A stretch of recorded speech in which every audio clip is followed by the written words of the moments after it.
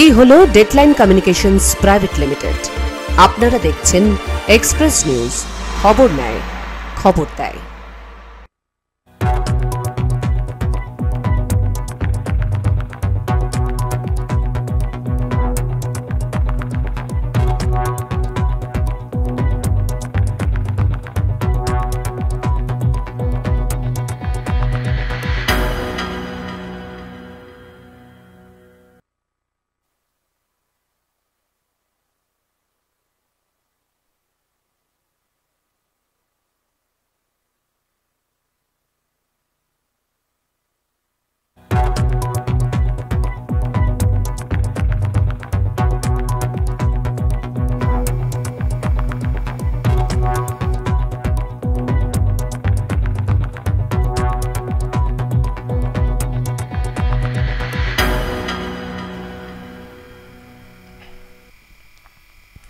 নমস্কার, এক্সপ্রেস নিউজে আপনাদের সকলকে স্বাগত। আমি দীপ। শুরু করছি আজকের অনুষ্ঠান হেলথ এক্সপ্রেস।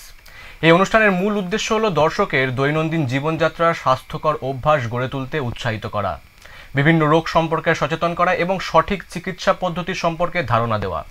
একজন বিশেষজ্ঞ চিকিৎসক, পুষ্টিবিদ অথবা ফিজিওথেরাপিস্টের উপস্থিতিতে এই অনুষ্ঠান বিভিন্ন স্বাস্থ্য সংস্থা যেমন ডায়াবেটিস, উচ্চ রক্ত, আরও নানান ধরনের যেমন স্বাস্থ্য সংস্থাগুলো রয়েছে তাদের সেগুলোর বিষয়ে আলোচনা করা এবং তার জীবনযাত্রার মান যাতে উন্নত হয়, খাদ্যাভ্যাস এবং শরীরচর্চা নিয়ে গুরুত্ব আলোচনা করা। হেলথ শো শুধুমাত্র আমাদের রোগের চিকিৎসা নয়, বরং রোগের প্রতিরোধের উপরও জোর দেয় এবং সুস্থ সমাজ গঠনে গুরুত্বপূর্ণ ভূমিকা রাখে। এবং এই অনুষ্ঠান নিয়েই কিন্তু আজকে আমাদের বিশেষ যে সমস্যাটি রয়েছে সেটা কিন্তু হার্নিয়া, যেটা এখন সাধারণ খুবই কমন রোগ হিসেবে দাঁড়িয়ে গেছে। তো সেই বিষয়ে আজকে বিস্তারিত আলোচনা করার জন্য আমাদের সাথে রয়েছে বিশেষজ্ঞ চিকিৎসক, senior consultant general surgeon doctor Alok Mohan Sinha. बहुत बहुत स्वागत है आपको डॉक्टर। धन्यवाद। तो ये आज का जो टॉपिक है हर्निया के ऊपर, तो अगर जो दर्शक है हमारा जो दर्शक है उसको अगर बता दें कि ये हर्निया क्या है। देखिए, हर्निया हमारे समाज में बहुत ही आम तौर पर पाए जाने वाली समस्या है। और अगर मैं ये बताऊं कि ये क्या है, तो आप हमारे पेट की संरचना को अगर देखेंगे तो सबसे सामने में चमड़ी है, उसके नीचे एक परत चर्बी की होती है। और उसके नीचे एक परत मांस का होता है। अच्छा। और उसके पीछे खाली जगह होती है जिसके अंदर हमारे सारे इंटरनल ऑर्गन्स रहते हैं। ओके। लिवर, स्प्लीन, इंटेस्टाइन्स, सब कुछ। तो जो मसल लेयर है उसमें किसी कारण से अगर कोई छेद हो जाए तो जब भी हमारे पेट के मांसपेशियों में दबाव पड़ता है और पेट के अंदर का प्रेशर बढ़ता है, तो इस छेद से हमारे पेट के अंदर के जो इंटरनल ऑर्गन्स हैं वो निकलने की कोशिश करते हैं। अच्छा। तो पेशेंट को ये महसूस होता है कि कुछ फूल रहा है, जो खड़े होने पे या चलने पे बढ़ जाता है और लेट जाने पे या दबाने से वापस अंदर चला जाता है। इसी समस्या को हर्निया कहते हैं। ओके, मतलब ये जो प्रॉब्लम हो रहा है तो ये होता कैसे है? देखिए, जैसे मैंने बताया कि जो मांस का जो परत है उसके अंदर कोई छेद होने से, ये छेद नेचुरल हो सकता है या आर्टिफिशियल हो सकता है। नेचुरल कि हमारे शरीर में जो एंटीरियर एब्डोमिनल वॉल है उसमें कुछ ऑरिफिसेस नेचुरली रहते हैं। जैसे जब गर्भ में बच्चा होता है लड़का, तो जो टेस्टिस होता है वो पीठ में पीछे डेवलप होता है और फिर वो उतरता है और सामने आता है, और जन्म से ठीक पहले वो एंटीरियर एब्डोमिनल वॉल से निकल के स्क्रोटम में आता है। ओके। तो जब ये डिसेंट होता है, जब ये उतरता है, तो वो एक रास्ता तैयार कर देता है जिसको इंग्वाइनल कैनाल कहते हैं, और ये अडल्ट लाइफ में भी परसिस्ट करता है। तो इस छिद्र से निकल सकता है, या फिर एक एरिया होता है जिसको हम लोग हैसलबैक्स ट्रायंगल कहते हैं। उसमें क्या होता है कि मसल मास बहुत कम होता है, या रादर जस्ट एक फेशिया का लेयर रहता है, पीछे मसल का सपोर्ट नहीं रहता है। तो कालांतर में ये जगह जो है कमज़ोर हो करके वहाँ पर से हर्निएशन हो सकता है, या फिर और भी ओरिफिसेस है, लंबर ट्रायंगल है, फेमोरल ओपनिंग है या ऑब्ट्यूरेटर ओपनिंग है, इन जगहों से भी हो सकता है। साथ ही साथ ये कुछ आर्टिफिशियल ओपनिंग से भी होता है, जिसको हम लोग इंसिशनल हर्निया कहते हैं आमतौर पर। अच्छा। क्योंकि ऑपरेशन हुआ जिसमें ये सारे लेयर्स काटे गए और उसके बाद सारे लेयर्स रिपेयर किए जाते हैं। लेकिन कई बार रिपीटेड इंट्राएब्डोमिनल प्रेशर बढ़ने की वजह से मसल लेयर का रिपेयर जो है वो खुल जाता है और वहाँ एक छेद तैयार हो जाता है। अच्छा। तो उसमें से भी हर्निया हो सकता है। तो ये जो प्रॉब्लम है वो क्या सिर्फ पुरुषों में दिखा जाता है, महिला में? नहीं, महिलाओं में भी देखा जाता है, पुरुषों में भी देखा जाता है, क्योंकि सारे ओरिफिसेस महिलाओं में भी होते हैं और पुरुषों में भी होते हैं। पुरुषों में इतना क्यों ये मतलब प्रभाव इसमें पुरुषों में क्यों इतना ज्यादा दिखा जाता है? देखिए, पुरुषों में इसलिए ज्यादा देखा जाता है क्योंकि नंबर 1 टेस्टिकुलर डिसेंट पुरुषों में होता है, महिलाओं में नहीं होता है। महिलाओं में सिर्फ एक स्ट्रक्चर होता है जिसको हम लोग राउंड लिगामेंट कहते हैं और वो बहुत स्नगली फिटिंग होता है। तो इसलिए वो छेद जो इंग्वाइनल कैनाल का जो डायमीटर है या साइज है वो छोटा होता है, तो हर्निएशन होने की संभावना कम होती है। दूसरा कारण ये है कि 40 वर्ष के बाद पुरुषों में एक ऑर्गन होता है जिसको प्रोस्टेट कहते हैं। हाँ। वो प्रोस्टेट जो है वो बढ़ना शुरू होता है, जिसके कारण पेशाब करने मतलब यूरिनेशन में उनको तकलीफ होती है और उन्हें स्ट्रेन करना पड़ता है। तो due to repeated straining intraabdominal pressure बढ़ता रहता है फ्रीक्वेंटली एवरी डे। इसके चलते जो एब्डोमिनल वॉल वीकनेस हो जाता है उससे हर्निया होने की संभावना ज़्यादा होती है। लेकिन ऐसा नहीं है कि महिलाओं में नहीं होता, महिलाओं में भी होता है। और महिलाओं में ऐसी महिलाओं को हर्निया होने की संभावना ज़्यादा है जिन्होंने एक से ज़्यादा बार सेकेंड ट्राइमेस्टर ऑफ प्रेगनेंसी को पूरा किया हो। अच्छा। क्योंकि रिपीटेड प्रेगनेंसी की वजह से लोअर एब्डोमिनल वॉल मसल्स जो हैं वो कमज़ोर हो जाते हैं। तो ऐसी महिलाओं में इंसेशनल हर्निया होने के चांसेस ज़्यादा रहते हैं। और ये जो हर्निया वो कितने प्रकार के हो सकता है? देखिए, जितने ओरिफिसेस हैं उतने प्रकार के होते हैं। मोस्ट कॉमनली जो हम लोग एनकाउंटर करते हैं दैट इज इंग्वाइनल हर्निया, जो ग्रोइन में हम लोगों के हर्निया होता है। और दूसरे हर्निया से ये इंग्वाइनल हर्निया मतलब अलग कैसे होता है? ये अलग नहीं होता है। Hernia is basically the same problem. There is a defect in the anterior abdominal wall और उसमें से इंट्रा एब्डोमिनल कंटेंट्स बाहर निकलते हैं। मतलब बच्चों में भी ये दिखा जा सकता है? जी, बच्चों में भी देखा जा सकता है। और बच्चों में ये इसलिए होता है क्योंकि जो मैंने बताया कि ये डिसेंट ऑफ टेस्टिस होता है। हाँ। तो ये अपने साथ एक ट्रैक्ट लेके जाता है जो विथ डेवलपमेंट बंद हो जाता है। अच्छा। अगर अगर ये बंद नहीं हुआ तो जन्म से ही बच्चों में ये हर्निया होता है। ओके। सो डॉक्टर, ये जो हर्निया है ये क्या बाहर से दिखा जाता है या इंटरनल भी होता है कोई? देखिए, ज़्यादातर इंटरनल हर्निया होता है। दैट इज बेसिकली मोर और लेस एन आइट्रोजेनिक, या मतलब पोस्ट ऑपरेटिवली कोई अगर अंदर में कोई छेद रह गया है तो इंटरनल हर्नियाज हो सकता है, but these are very rare. जो कॉमनली हर्निया होता है वो हम लोग इंग्वाइनल हर्निया या फेमोरल हर्नियाज, इंसिशनल हर्नियाज, ये सब होते हैं। एक और चीज़ है जिसको हाइटस हर्निया कहते हैं। ये हमारा जो चेस्ट और एब्डोमेन के बीच में एक मांस का पर्दा होता है जिसको हम लोग डायफ्राम कहते हैं। तो जब हम लोग खाना खाते हैं, खाना इसोफेगस से होकर के आके स्टमक में मिलता है। तो ये जो इसोफेगस है ये डायफ्राम में एक छेद के द्वारा घुसता है और एब्डोमेन में आता है। इस छेद में एक हर्निया हो सकता है, कि चलते एक हर्निया हो सकता है जिसको आप इंटरनल हर्निया कह सकते हैं। ओके। और ये जो इंग्वाइनल हर्निया है ये सबसे आम कारण क्या है ये होने का? देखिए, इंग्वाइनल हर्निया सबसे कॉमन हर्निया है, सबसे आम किस्म का हर्निया है। और उसका कारण ये है कि ऑलरेडी एक ट्रैक्ट है। ठीक है। तो उसको फैलने में ज़्यादा समय नहीं लगता है बनिस्बत उन जगहों में जहाँ पर कोई ट्रैक्ट नहीं हो। और ये बिल्कुल सामने होता है और बार बार स्ट्रेन करने पर जो लोअर एब्डोमिनल प्रेशर है वो सबसे ज़्यादा इस जगह पे मतलब इंग्वाइनल रीजन में ही पड़ता है, और वहाँ पर एक एरिया होता है ट्रायंगल ऑफ हैसलबैग, जिसमें बस सामने एक फेशिया होता है, पीछे मसल लेयर बहुत पतला होता है, तो इसलिए इंग्वाइनल हर्निया होने की संभावना बहुत ज़्यादा होती है। और एक जो है हमारा जो यंगस्टर्स है तो वो बहुत जिम करता है, तो जिम के बाद जो है जो हेवी लिफ्टिंग करता है, तो इससे क्या हर्निया हो सकता है? बिल्कुल, इसलिए ये रेकमेंड किया जाता है कि अगर आप पावर लिफ्टिंग करते हैं तो आप एक एब्डोमिनल बेल्ट बांध कर करें, ताकि आपके एब्डोमिनल मसल्स को सपोर्ट मिले। आप कोई भी ऐसी एक्टिविटी रिपीटेडली करेंगे जिससे इंट्रा एब्डोमिनल प्रेशर बढ़ता हो, बार बार बढ़ता हो, तो आपको हर्निया का रिस्क बढ़ जाता है। और ये जो वेट गेन होता है या मोटापा या ज़्यादा वजन हो गया, इसके वजह से हर्निया क्या प्रभावित हो सकता है?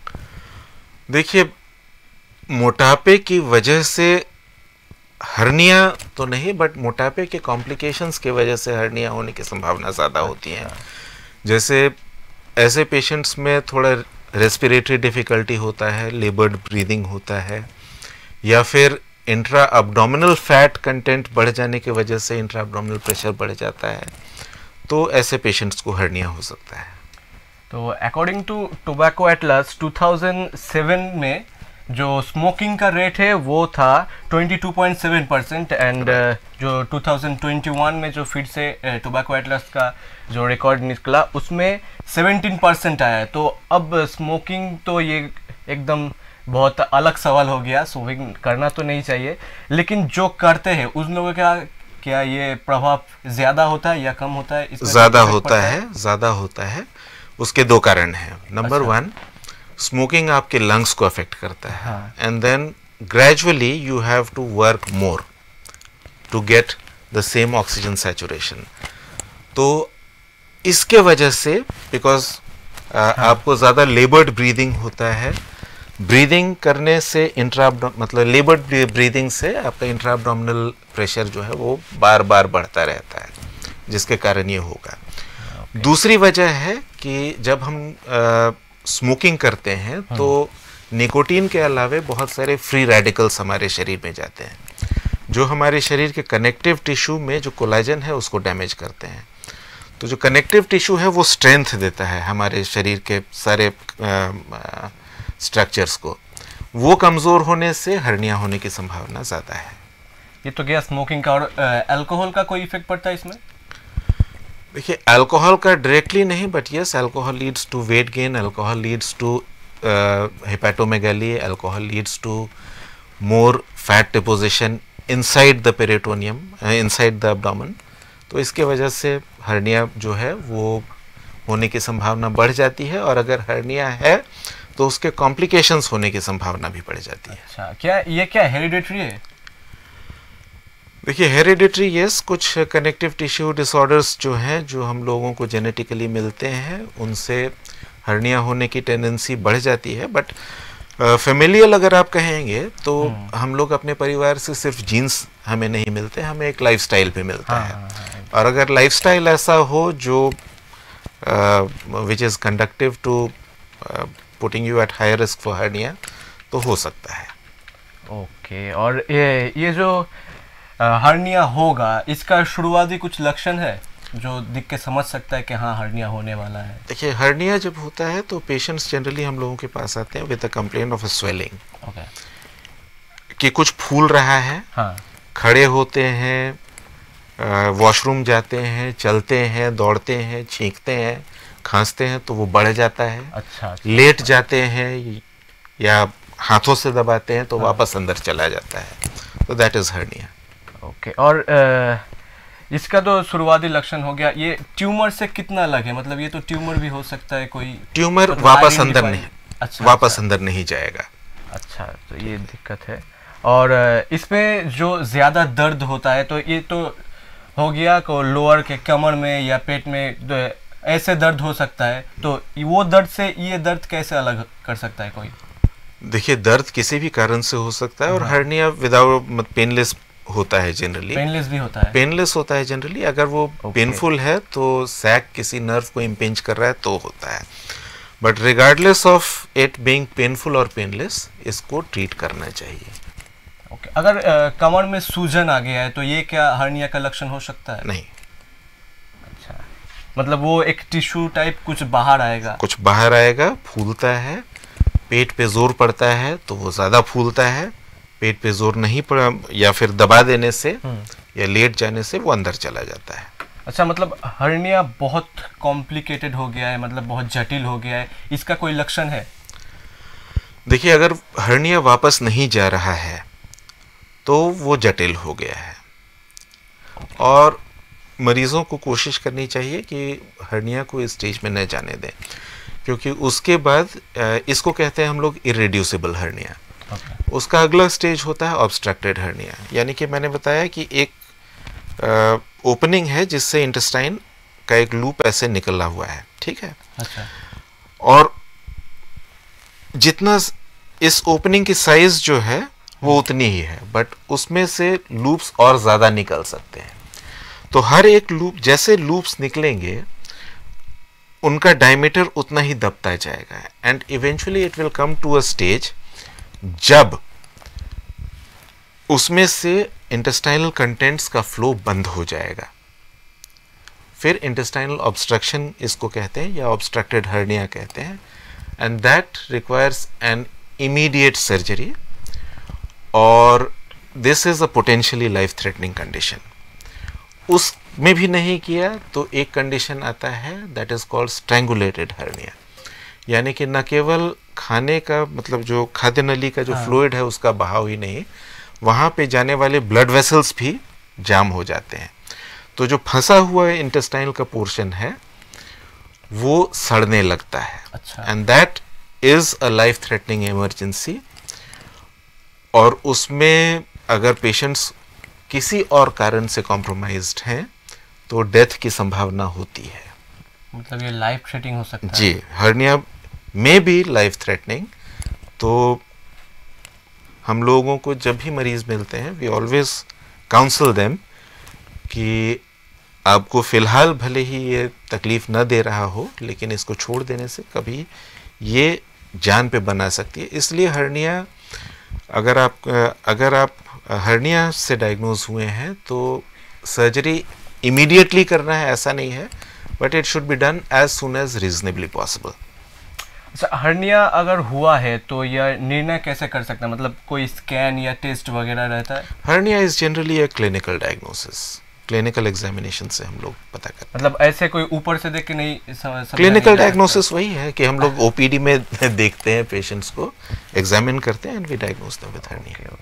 मतलब ये जो कोई हर्निया हुआ है, एक क्या सर्जरी ही अल्टीमेटम है? इसका मतलब कोई नुस्खा हो गया या लाइफस्टाइल चेंज उससे नहीं होगा? नहीं, मैंने आपको बताया कि this is basically a hole in the cavity, in the wall of the containing cavity.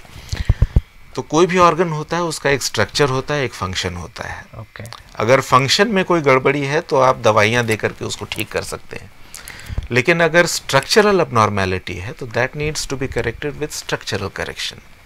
तो ये एक स्ट्रक्चरल अबनॉर्मैलिटी है, एक छेद है, और उस छेद को आपको बंद करना होगा। मतलब अगर शुरुआत हुआ है तब डॉक्टर के पास, तब भी सर्जरी ही करना? जी जी, मतलब सर्जरी के अलावा कोई? আচ্ছা, যে এই হার্নিয়া নিয়ে কথা বলছি, এই হার্নিয়া কিন্তু একেবারেই কোনো হয়তো আশেপাশের কোনো ডাক্তার অথবা যারা হয়তো ওষুধ দিয়ে সেটাকে প্রতিরোধ করার চেষ্টা করছে তারা কিন্তু একেবারেই ঠিক হচ্ছে না। সেটা কিন্তু ডাক্তার যেভাবে বলছে সেটা কিন্তু একেবারে আলটিমেট উপায়, সেটা কিন্তু সার্জারি ছাড়া আর কিন্তু আপাতত ক্ষেত্রে কোনো উপায় নেই। তো সেই জন্য কিন্তু রয়েছে হেলথ ওয়ার্ল্ড হসপিটাল আসানসোল, সেখানে কিন্তু রোবোটিক সার্জারির মতো উন্নত পরিষেবাও চলে এসেছে। তো আপনারা কোনো রকম যদি অসুবিধা হয় বা শারীরিক কোনো রকম যদি সমস্যার সম্মুখীন হন তাহলে কিন্তু হেলথ ওয়ার্ল্ড হসপিটাল আসানসোলের সাথে যোগাযোগ করতে পারেন। চলে যাবো আবার ডাক্তারের সাথে। তো ডাক্তার, এই যে सर्जरी के लिए जो मेन ट्रीटमेंट होता है जो इसमें, वो मेन ट्रीटमेंट क्या होता है सर्जरी का? सर्जरी के लिए, सर्जरी जो है वो उसका प्रिंसिपल्स बिल्कुल क्लियर कट है, irrespective of the type of hernia, कि जो डिफेक्ट है उस, यानी कि जो छेद है उसको बंद करना है, एंड देन इफ पॉसिबल उसको स्ट्रेंथन करना है।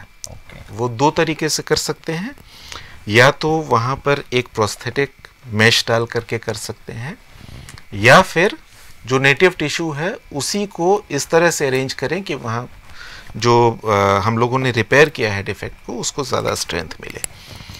आमतौर पर जो इंग्वाइनल हर्नियाज होते हैं उसमें हम लोग मेश रिपेयर करते हैं।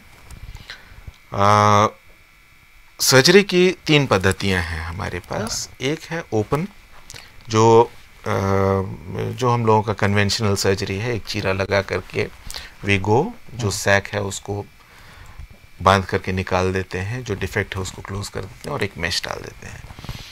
दूसरा है लैप्रोस्कोपिक। लैप्रोस्कोपिक में भी 2 पद्धतियां हैं, एक है एक्स्ट्रा पेरिटोनियल, एक है ट्रांस एब्डोमिनल प्रीपेरिटोनियल रूट, और तीसरा होता है रोबोटिक। तो रोबोटिक से भी हम लोग या तो एक्स्ट्रा पेरिटोनियल या प्री पेरिटोनियल, ये ट्रांस एब्डोमिनल प्री पेरिटोनियल कर सकते हैं। ओके, ओपन सर्जरी हो गया और लेप्रोस्कोपिक सर्जरी हो गया, इसमें फर्क क्या है? देखिए, ओपन सर्जरी में एक बड़ा चीरा पड़ता है। अच्छा। और हम लोग बाहर से अंदर की तरफ जाते हैं, ठीक है। लैप्रोस्कोपिक में क्या है, छोटे छोटे छेद बनते हैं, उनसे हम लोग कैमरा और इंस्ट्रूमेंट्स डाल करके जो हर्निया है उसको रिपेयर करते हैं, और वो हम लोग पोस्टीरियर एस्पेक्ट से उस डिफेक्ट को क्लोज किया जाता है। ओपन के बनिस्पत लैप्रोस्कोपिक रिपेयर जो है वो ज़्यादा कन्वीनियंट है पेशेंट्स के लिए।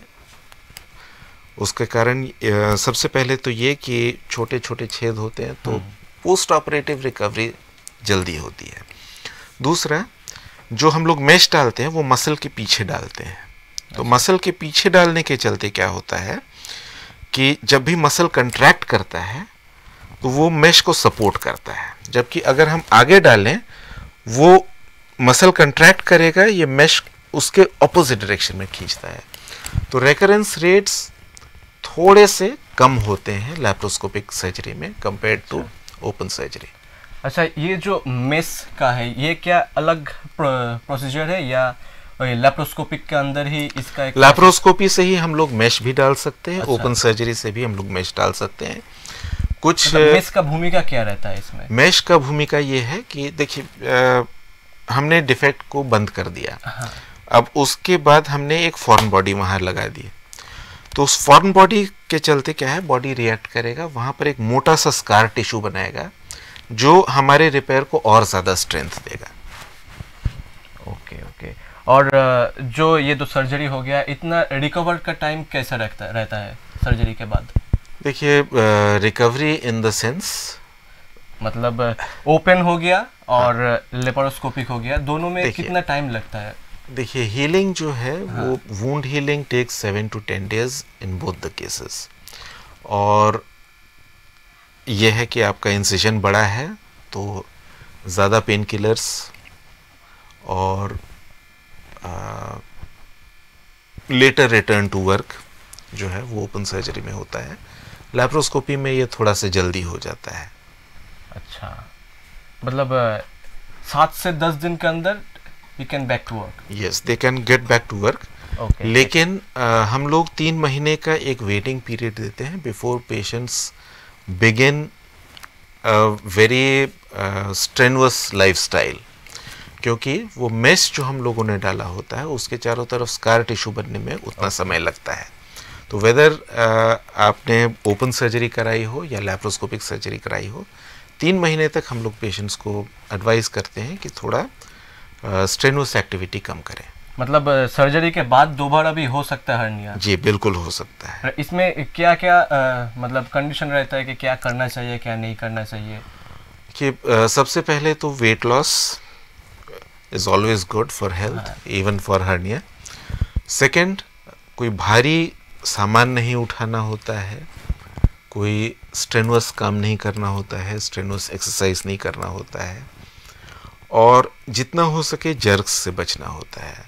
कि कोई भी ऐसा कंडीशन जिससे पेट पे बार बार जोर पड़े। खाना भी ऐसा रखना चाहिए कि कॉन्स्टिपेशन ना हो। हाँ। क्योंकि अगर आपको बार बार स्टूल्स पास करने में स्ट्रेन करना पड़ता है तो रेकरेंस हो सकता है। अगर यूरिनरी ऑब्स्ट्रक्शन है तो हम लोग हर्निया सर्जरी से पहले यूरिनरी ऑब्स्ट्रक्शन रिलीव कराते हैं विथ मेडिकेशन और with surgery.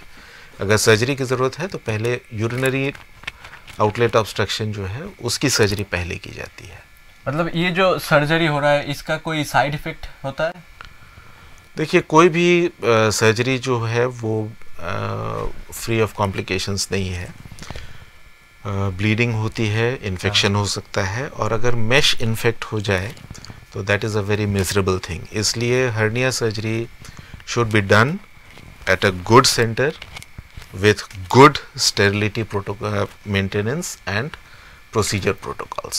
So, open surgery में मतलब एडवांस कौन सा सर्जरी है ज़्यादा? ओपन सर्जरी में एडवांस कोई सर्जरी नहीं, मतलब ओपन हो गया, लेप्रोस्कोपी हो गया और रोबोटिक हो गया, इसमें सबसे एडवांस मतलब क्या करना सुविधा रहेगा ज़्यादा? देखिए, treatment has to be tailor made as per the patient, है ना, क्योंकि बहुत सारी चीज़ें देखनी पड़ती हैं। ओपन सर्जरी में फ़ायदा ये है कि it can be done under spinal anaesthesia. तो जो पेशेंट्स जनरल एनेस्थीसिया के लिए अच्छे कैंडिडेट्स नहीं होते हैं उनमें हम लोग ओपन सर्जरी प्रेफर करते हैं आज की डेट में। But given the fact that anaesthesia has become much safer and anaesthesia procedures and anaesthesia drugs are much more advanced, तो ज़्यादातर पेशेंट्स इस वजह से ओपन सर्जरी अब कम किया जा रहा है। Now we are into the age of minimal access surgery. Minimal access surgery में laparoscopic surgery है और robotic surgery है। Laparoscopic surgery is good, robotic surgery is better.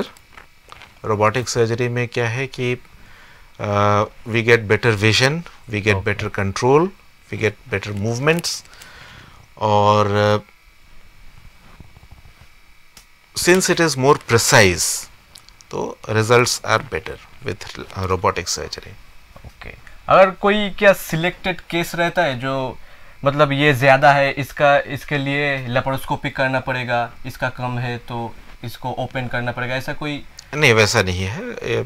Any patient who is a candidate for surgery depending on the safety, उसमें बस एक safety concern रहता है कि whether the patient is suitable for general anaesthesia और not.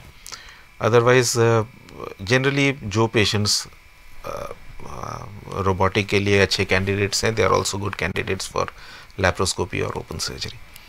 Okay, एक तो हो गया ये जो आप हर्निया का बात कर रहे थे, तो और कुछ टाइप ऑफ हर्निया के बारे में आप बता रहे थे, वो थोड़ा डिस्कस अगर करें तो।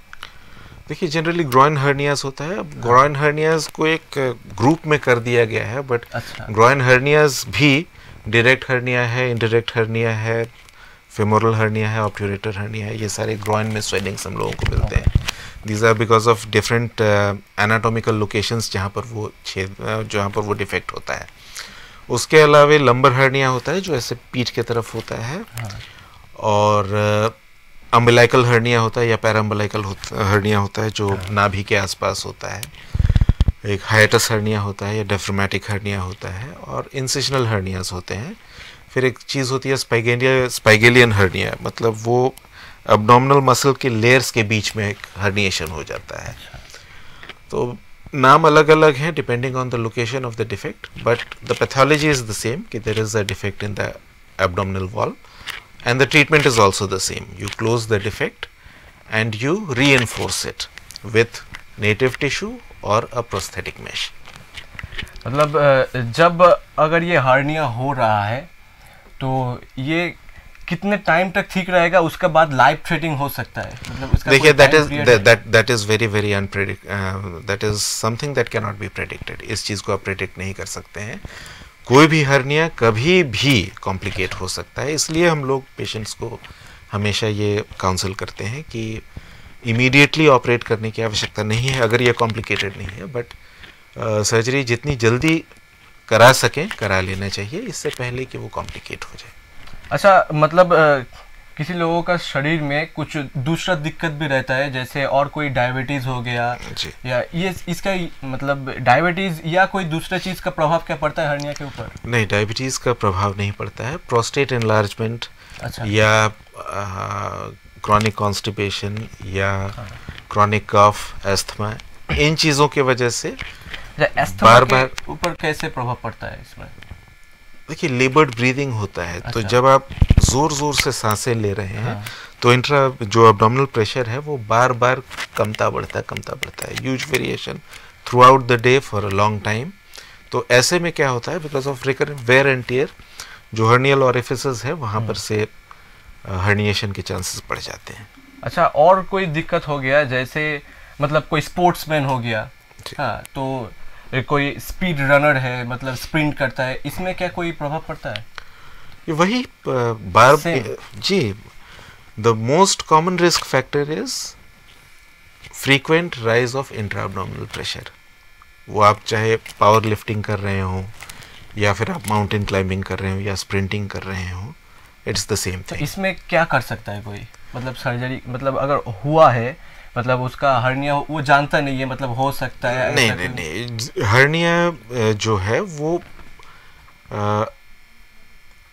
बिल्कुल अपरेंट चीज़ है। वो आपको एक स्वेलिंग दिखेगी, विच जो आप देखेंगे कि एक अबनॉर्मल सी स्वेलिंग है जिसके टिपिकल फीचर्स हैं, तो पेशेंट्स वो स्वेलिंग ले करके प्रेजेंट करते हैं ओपीडी में, डॉक्टर्स चेम्बर्स में। बट हाँ, वो नहीं हो उसके लिए जो जैसा मैंने पहले कहा था कि एक अब्डोमिनल बेल्ट बांध करके पावर लिफ्टिंग करें या स्ट्रेनुअस एक्सरसाइज करें तो हर्निया होने के चांसेस कम हो जाते हैं। अच्छा, मतलब अगर कोई स्पोर्ट्स एक्टिविटी हो रहा है, मतलब कोई स्प्रिंटिंग वगैरह जैसे बोल रहे थे, तो उसमें भी क्या बेल्ट यूज करना ही चाहिए? देखिए, या स्विमिंग हो गया, नहीं, ऐसा कोई? स्विमिंग में नहीं, बट जहाँ पर आप जैसे पावर लिफ्टिंग है, हाँ, उसमें तो ऑब्वियस उसमें लगेगा जी, वेट लिफ्टिंग है, पावर लिफ्टिंग है, या फिर जिम जहाँ जो लोग बॉडी बिल्डिंग कर रहे हैं उनको बेल्ट लगा करके करना चाहिए, because they are at a high risk for hernia. अच्छा, और मतलब स्विमिंग में कोई प्रभाव नहीं पड़ता इसमें? ठीक है। और जो मतलब डेंजरस हो गया है हर्निया, तो अगर वो कोई व्यक्ति मतलब डर रहा है डॉक्टर के पास जाने के लिए, घर पे बैठा हुआ है, तो इसमें तो बहुत कॉम्प्लिकेटेड सिचुएशन क्रिएट हो सकता है। Complicated hernias our life threatening. हाँ, ठीक है। और आमतौर पर जिन पेशेंट्स को कॉम्प्लिकेटेड हर्निया होता है वो इतने डिस्ट्रेस में रहते हैं कि वो घर में बैठे नहीं रहते। उनको उल्टियाँ होती हैं, फीवर आता है, तो पेट फूलने लगता है। तो ऐसे में पेशेंट्स घर नहीं बैठते, सारे पेशेंट्स मेडिकल हेल्प सीख करते हैं, लेकिन कोशिश करनी चाहिए कि उस स्टेज पर न पहुँचे। अच्छा, जब हर्निया अनकॉम्प्लिकेटेड है तो एक प्लान्ड सर्जरी, जो कि सबसे सेफ तरीका होता है ऑपरेट होने का, वो करवा लें, ये सबसे बेहतर होता है। अच्छा, ये तो सर्जरी, और क्या कोई पर्टिकुलर मेडिसिन दिया जाता है, मतलब देखिए या नहीं, एलोपैथी में तो ऐसा कोई मेडिसिन नहीं है। जैसा कि मैंने आपको बताया, it's a structural abnormality, needs structural correction. Okay. So आजकल जो डॉक्टर हो गया है, मतलब जो पास आउट नहीं हुआ, मतलब एक कॉम्प्लिकेटेड सिचुएशन में जा रहा हूँ कि अगर उसका सर्टिफिकेट नहीं है लेकिन उसके पास जा गया, एक गलत दवाई दे दिया, तो इसमें क्या सिचुएशन क्रिएट हो सकता है? देखिए, I am really not sure कि कोई भी मेडिकल ग्रेजुएट ऐसा करेगा। मतलब नहीं हो गया अगर जी, मतलब क्योंकि हर्निया फ्रॉड हम लोगों का सामने आ रहा है। जो क्वालिफाइड डॉक्टर्स हैं वो, मुझे पूरा भरोसा है कि वो ऐसा नहीं करेंगे। लेकिन अब अगर कोई इस तरीके का काम करता है तो दैट इज वेरी अनफॉर्चुनेट। मतलब कैसा प्रभाव पड़ सकता है पेशेंट को? देखिए, पेशेंट के ऊपर अगर वो हर्निया कॉम्प्लिकेट हो जाता है तो पेशेंट्स एक कॉम्प्रोमाइज्ड पोजीशन पे आते हैं और इमरजेंसी सर्जरी करनी पड़ती है। Emergency surgery is always a high risk surgery. Emergency surgery in a complicated condition has a high risk, and emergency surgery in a complicated condition in a compromised patient, मान लीजिए साथ में diabetes है, hypertension है, या thyroid disorders हैं, या respiratory disorder है, तो that is an extremely unfortunate scenario जो कई बार उनका नतीजा अच्छा नहीं होता है। तो मैं आपके चैनल के माध्यम से समाज में ये कहना चाहूँगा कि अगर कोई प्रॉब्लम हो तो उसके हल्के में न लें, हमेशा एक क्वालिफाइड डॉक्टर की सलाह लें और प्रॉब्लम बढ़ने से पहले प्रॉब्लम को ख़त्म कर दें। अच्छा, जो आप डॉक्टर बताए कि बच्चों में भी ये हो सकता है, तो अगर बहुत ही छोटा बच्चा है तब उसका सर्जरी तो मतलब बहुत कॉम्प्लिकेशन आ सकता है उसमें। देखिए ये ज़माना तो अब फीटल सर्जरी का है कि गर्भ में अगर कोई बच्चा है तो उसकी भी सर्जरी हो जाती है, तो हर्निया कभी भी कॉम्प्लिकेट हो सकता है। तो वो डायग्नोज होने के बाद उसका ऑपरेट कर देना चाहिए आफ्टर ऑप्टिमाइजिंग द पेशेंट। और अब तो बच्चों की हर्निया की सर्जरी भी जो लैप्रोस्कोपिकली हो रही है, हमारे सेंटर में ही हो रही है। हाँ, मतलब यही बताना चाह रहे थे हम। we have a pediatric hospital में ऐसा क्या सुविधा we have a pediatric surgeon who is doing laparoscopic pediatric hernia surgery and he is having good results. Okay, so हमरा का जो यूथ है जी, हाँ, यूथ का तो बहुत अभी ओवरलिफ्ट कर रहा है, स्पोर्ट्स के दिक्कत उसमें जा रहा है और उसके पास बहुत बैड हैबिट जो है वो भी अडॉप्ट कर रहा है। तो इसके लिए तो हर्निया का चांस तो आप बोल रहे थे थोड़ा सा भी इफेक्ट पड़ सकता है, तो उन लोगों के लिए क्या बताना चाहेंगे, मतलब उन लोगों को क्या करना चाहिए इस पे? देखिए, healthy eating habits, healthy lifestyle, weight control and abstinence from substance abuse, वो उसके लिए स्पेसिफिकली हर्निया को लेकर के नहीं, but it's a good habit, it's recommended for overall well-being, not just for physical health but also mental and spiritual health. Okay, और जो pregnant है जी, तो उसमें तो अगर प्रेग्नेंट के टाइम में हर्निया है उनका, तो अगर वो क्या आफ्टर डिलीवरी सर्जरी करना चाहिए या सर्जरी करने के बाद डिलीवरी, मतलब क्या ठीक रहेगा उसमें? देखिए, जनरली प्रेगनेंसी के टाइम में हर्नियाज जो हैं वो कॉम्प्लिकेट नहीं होते। अच्छा, क्योंकि जो यूट्रस है वो ग्रोइन को या एंटीरियर एब्डोमिनल वॉल को ऐसे ढक के रख देता है, मतलब उसमें प्रॉब्लम ज़्यादा नहीं हो सकता है? नहीं, बट आफ्टर डिलीवरी हाँ, वो हर्निया ऑपरेट कर देना चाहिए, ओके। तो अनलेस इट इज कॉम्प्लिकेटेड, हाँ, इसमें मतलब कॉम्प्लिकेटेड अगर हो गया तो क्या हो सकता है इसमें? देखिए, अगर कॉम्प्लिकेटेड हर्निया है तो उसको तो इमीडिएटली ऑपरेट करना चाहिए, बट अगर प्रेगनेंसी है, हाँ, प्रेगनेंसी को हम लोग 3 ट्राइमेस्टर्स में बांटा जाता है। First 3 months is the first trimester, second 3 months is the second trimester and the last 3 months are the third trimester. तो फर्स्ट ट्राइमेस्टर में सर्जरी जनरली अवॉइड किया जाता है क्योंकि anaesthesia as well as procedure ये फीटस वेलबींग के लिए थोड़ा सा रिस्की होता है, तो अगर कॉम्प्लिकेटेड हर्निया नहीं है तो नहीं किया जाता है। सेकेंड ट्राइमेस्टर ऑनवर्ड्स क्या होता है कि यूट्रस इतना बड़ा हो जाता है कि वो एंटीरियर एब्डोमिनल वॉल को पूरा ढक देता है, तो कॉम्प्लिकेशंस होने के चांसेस कम होते हैं। तो ऐसे में भी सर्जरी को डिफर किया जाता है, but yes, once the pregnancy is terminated and patient is in reasonably good health, operate करके इस रिस्क को मिटिगेट कर देना चाहिए। मतलब ओपन हो गया, लेप्रोस्कोपिक हो गया और रोबोटिक हो गया, इसके जो सर्जरी के बाद इसके मतलब और कोई अलग सर्जरी का टाइप है इसमें? नहीं। अच्छा, तो ये हो गया 3 टाइप ऑफ सर्जरी। इसके बाद लाइफस्टाइल क्या होना चाहिए? इसके बाद लाइफस्टाइल, जैसा कि मैंने कहा कि 3 महीने लगते हैं मेश के वजह से जो फाइब्रोसिस होता है और स्कार टिश्यू जो बनता है उसको स्टेबलाइज होने में, तो तब तक एक मॉडरेट फिजिकल एक्टिविटी वाली लाइफस्टाइल होनी चाहिए। Moderate physical activity in the sense that आप उतना ही काम कीजिए कि आप थके ना, आपको हांफना नहीं पड़े, बट ये भी नहीं है कि सेडेंट्री हो जाए या बेड रिडन हो जाए। Please move about, please go back to your routine life so that you to an extent that you don't strain yourself. जिन लोगों को हर्निया अभी हुआ नहीं है जी। हाँ, तो वो अगर हो गया, हेवी लिफ्टेड हो गया, वो तो कोई प्रोसीजर मेंटेन करने के बाद ही लिफ्ट करेगा। मतलब जो साधारण व्यक्ति है उसको, माने उन लोग बचने के लिए क्या कर सकता है? देखिए, हर्निया होने का एक कारण, जो मेन कारण है, वो recurrent frequent change in intra abdominal pressure है। वो सारे रिस्क फैक्टर्स हटा दें। खाना ऐसा खाएं कि कॉन्स्टिपेशन ना हो, थोड़ा ठंड से बचें, खांसी से बचें। अगर यूरिनेशन में प्रॉब्लम होता है तो इमीडिएटली एक मेडिकल हेल्प सीख करें, और स्मोकिंग ना करें, वेट कंट्रोल में रखें, मॉडरेट फिजिकल एक्सरसाइज करते रहें, एक ऑप्टिमम लाइफस्टाइल मेंटेन करें, दैट इज प्रोटेक्टिव। ओके, मतलब कोई पर्टिकुलर डाइट है इसमें? नहीं।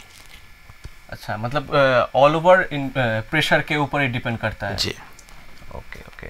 तो ये जो হার্নিয়া हो गया, হার্নিয়া का तो এই ইনগুইনাল হার্নিয়া যে বিষয়ে আজকে আমাদের এই যে বিশেষ শোটি ছিল, এটি কিন্তু কোনো প্রতিরোধযোগ্য রোগ না হলেও সঠিক সময় কিন্তু রোগ নির্ণয় এবং চিকিৎসা গ্রহণ করলে এর কিন্তু জটিলতা থেকে মুক্তি পাওয়া যায়। যেমন ডাক্তার বললেন যে শরীরের বিভিন্ন অংশে প্রেশার যখন ক্রিয়েট হয় তখন কিন্তু তার জন্য এই হার্নিয়া হতে পারে। আর এই হার্নিয়া থেকে মুক্তি পাওয়ার জন্য বা কোনো সমস্যা হলে কিন্তু তার সাথে রয়েছে हेल्थ वर्ल्ड हॉस्पिटल आसानसोल। तो अगर कोई इमरजेंसी आ गया तो उसके लिए तो हेल्थ वर्ल्ड हॉस्पिटल आसानसोल तो है ही, मतलब एकदम डेडलाइन के पास आ गया है हार्निया, मतलब बहुत ही लाइव रिस्क जो फैक्टर आप बता रहे थे। तो उस टाइम में इमरजेंसी में क्या करना चाहिए? मतलब ऐसा कोई इमरजेंसी में क्या, अगर आपको हर्निया है जो पहले रिड्यूस होता था, वापस अंदर चला जाता था, अब नहीं जा रहा, या अचानक से आपका हर्निया पेनफुल हो गया है, या फिर वहाँ पर लोकल राइज ऑफ टेम्परेचर है, यानी वहाँ उस जगह में लालपना आ गया है, वहाँ पर टेम्परेचर बढ़ गया है, तो आप इमीडिएटली हॉस्पिटल जाइए एंड सीक मेडिकल हेल्प। सो जो हम लोगों का दर्शक है उसके लिए आप क्या बताना है, क्या सचेतन करना चाहेंगे इसके बारे में? देखिए, हर्निया एक आम समस्या है, और हर्निया अगर कॉम्प्लिकेट हो जाए तो जीवन पे खतरा होता है। और इन सब से बचने के लिए सबसे पहले तो एक हेल्दी लाइफस्टाइल होना चाहिए। Prevention is always better than cure. थोड़ा अपने प्रति लोगों को अवेयर होना चाहिए ताकि वो रिस्क फैक्टर्स अवॉइड कर सकें। और अगर हर्निया हो जाए तो जितनी जल्दी हो सके एक डॉक्टर से परामर्श लेना चाहिए, और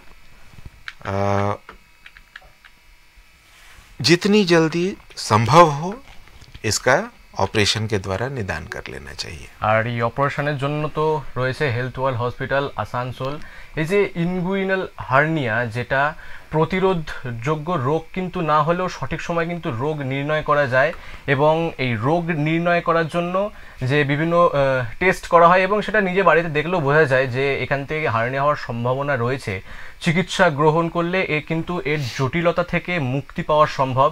আর এই রোগের प्राथमिक যে লক্ষণ সেগুলো কিন্তু হলো যে তলপেটের কাছে ফোলা ভাব বা যে কোনো জায়গায়, मतलब इसका जो साइड इफेक्ट जो है, मतलब कैसे आइडेंटिफाई करेंगे कोई लोग, ये अगर थोड़ा डिस्क्राइब कर दे दर्शकों को। हर्निया के कॉम्प्लिकेशंस, मतलब कैसे आइडेंटिफाई करेगा ये हर्निया है? हर्निया है, कहीं भी शरीर में कोई सूजन आपको दिखे जो चलने पर, बोलने पर, खांसने पर, छींकने पर बढ़ रहा हो, या खड़े से बैठने के क्रम में बढ़ रहा हो, लेटने से या हाथों से दबाने से वापस अंदर चला जा रहा हो, तो वो हर्निया है।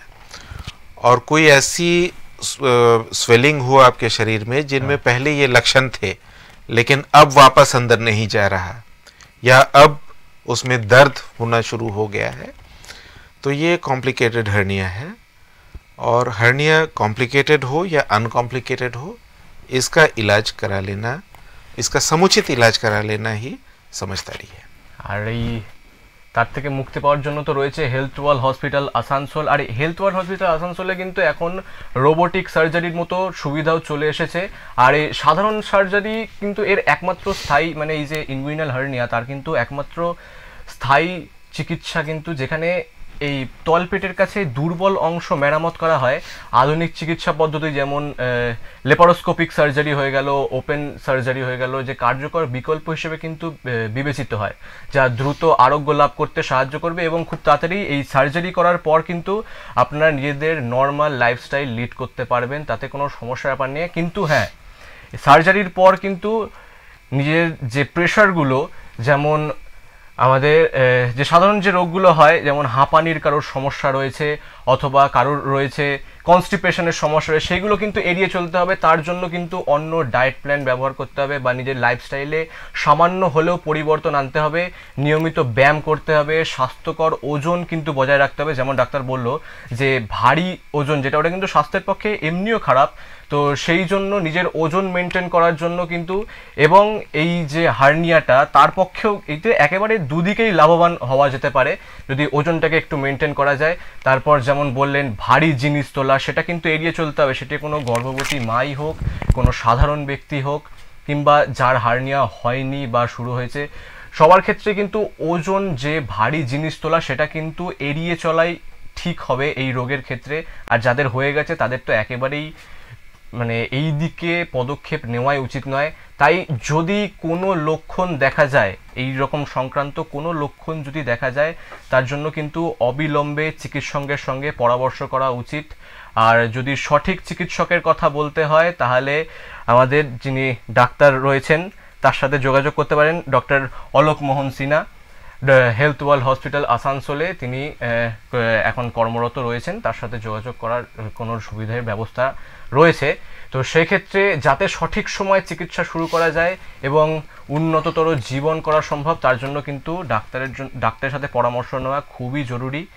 তো এই শো একেবারেই শেষের দিকে, তো সবশেষে বলতে চাইবো যে দর্শकों के लिए अगर कुछ बता दें आप अपने तरफ। जी, हमारे हॉस्पिटल में हर्निया के ट्रीटमेंट के तीनों पद्धतियाँ जो हैं अवेलेबल हैं। We have facilities for open laparoscopic as well as robotic surgery.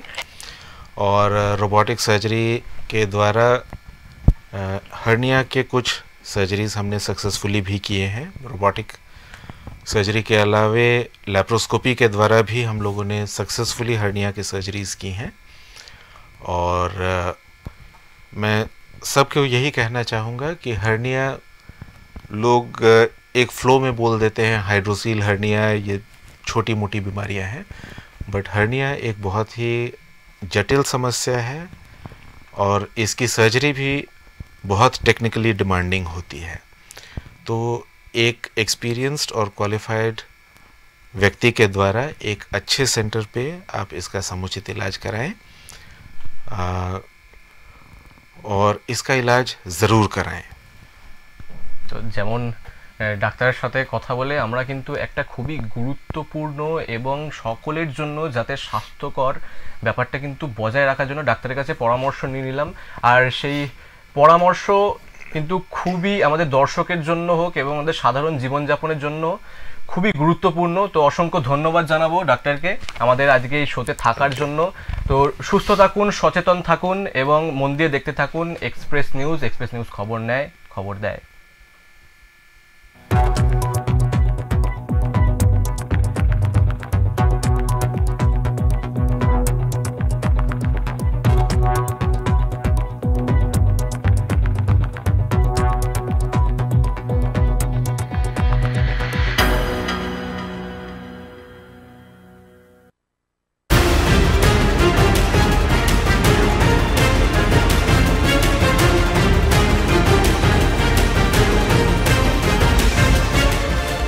এই হলো ডেডলাইন কমিউনিকেশনস প্রাইভেট লিমিটেড।